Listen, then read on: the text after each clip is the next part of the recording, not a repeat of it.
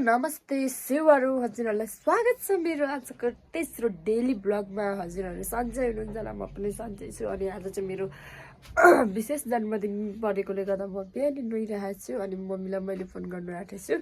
अनि हजुरहरू सन्चै हुनुहुन्छ होला, म पनि एकदमै सन्चै छु। अनि आजको ब्लग चाहिँ म यहीँदेखि स्टार्ट गर्छु।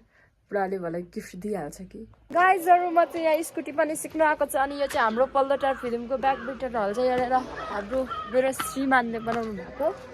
अनि यस्तो राम्रो फिनिसिङ गर्नुभएछ। अनि यता चाहिँ हाम्रो ड्राइभर साहब हिँड्दै हुनुहुन्छ। अनि यहाँ चाहिँ म अब स्कुटी कुदाउँछु, भिडियो गरिदिन्छ ल।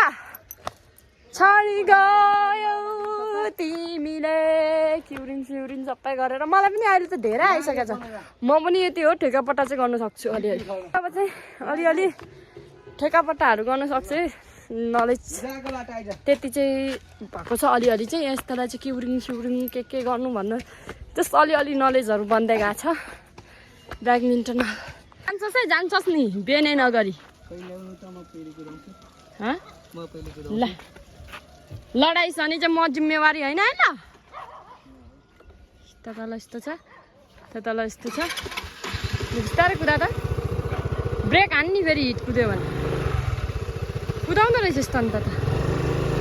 ओइ धेरै भयो, ब्रेक हान।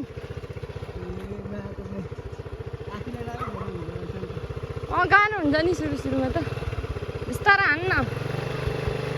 धेरै उयो नकुदा क्या, उयोमा राख, बिस्तारो हो त्यतिकैमा राख। हो ब्रेक हानिहाल्ने क्या, आफूलाई अलिक अप्ठ्यारो फिल भयो अन्त उपर चाहिँ हुन्छ क्या।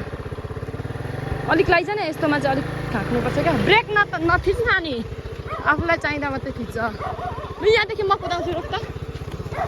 ए अलिक पर सजिलोमा लैजाउँ। कुकुरलाई टोक्दैन, कुकुरलाई टोक्दैन। ल यहाँदेखि म कुदाउँछु, रोक त। यहाँसम्म ब्रेक त थिच्नु पर्यो नि।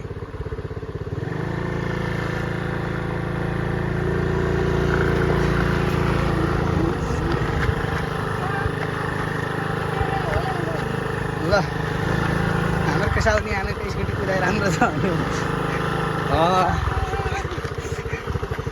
गाह्रो छ हौ।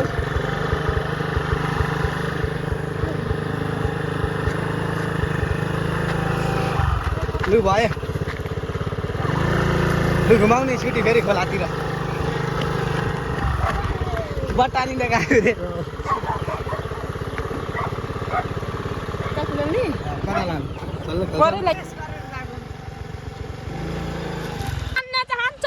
ट्र्याक्टर कुदाउनेलाई स्कुटी जान्दैन रहेछ गाइजहरू।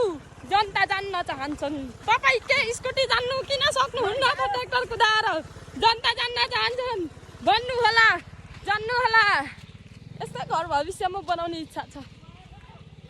भयो साहब झन्डै लडेर साथै गयो नि हौ साथीहरू। डरले ट्र्याक्टर कुदाउँदै। हेलो